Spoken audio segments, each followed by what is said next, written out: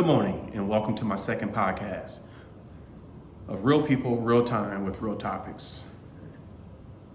Again, I'm your host, Joseph Brooks. Over the past week, my wife and I have been dealing with Hassani's mental struggles, which have included temper tantrums, cursing, and writing explicit messages on his bedroom wall, which my wife painted over. I believe he should have been the one to paint it, but that's a different story. We've been supporting Hassani through these difficult times. The starting of school and school itself is some sort of trigger. He's been struggling with his mental health, which has manifested in outbursts and destructive behavior. My wife felt necessary to erase the negative words and energy from the room in hopes to reset his behaviors. I think many people will empathize with our situation. This world can be harsh, especially for people of color. I remember seeing other Black kids in school struggling and crying out for help, while others seem indifferent or even mocking. It's a stark contrast to the village-like support I imagined growing up. I recently attended a parent-teacher conference to ensure his teachers were up to date on his IEP. To my disappointment, many of them have outdated copies, even though it's updated annually. Additionally, the school has failed to implement their own recommended accommodations of smaller class sizes and pressure passes when my son becomes overwhelmed.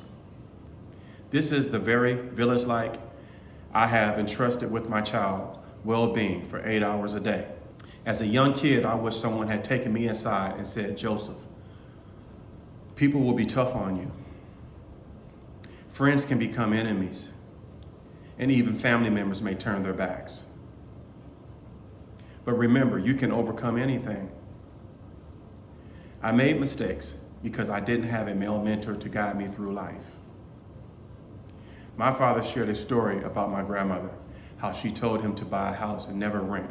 But those lessons felt incomplete when it came to me because my father was off working, getting his life together.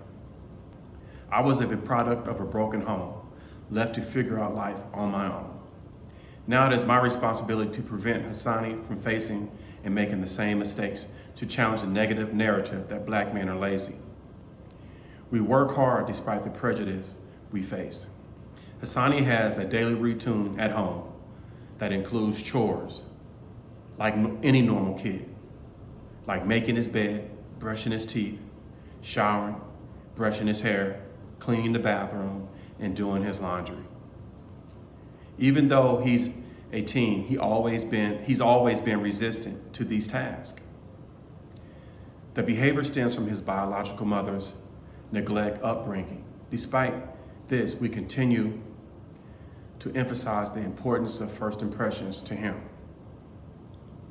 I believe that if God truly wanted us to be happy here, we wouldn't feel so oppressed. But I understand the unique challenges faced by empaths. My wife has been a beacon of hope for me and Hassani. She has taught me the true meaning of love and support. We try to show Hassani the way through our actions and by having open conversations about the world and its responsibilities. We want him to learn from our mistakes and to live a life without fear of judgment or attack. Everyone deserves to be treated with respect regardless of their background or experiences. As we witness today in the news, another school shooting has occurred, resulting in the tragic loss of students and teachers. When will we say enough is enough and address the root of these problems, mental health? Too often adults fail to take mental issues seriously. They may offer superficial solutions like taking or giving a timeout, while ignoring the underlying trauma. Many parents, especially those without high-paying jobs, are told to check their insurance coverage while their child continues to suffer.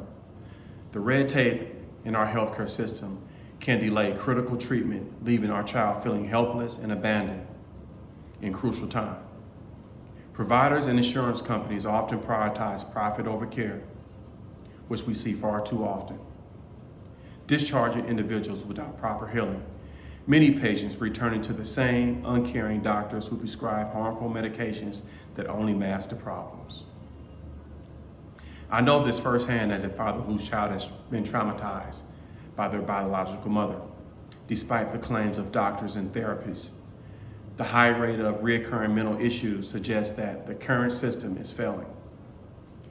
Until we change these corrupt practices, we will continue to see more suicides among children, veterans, and everyday people.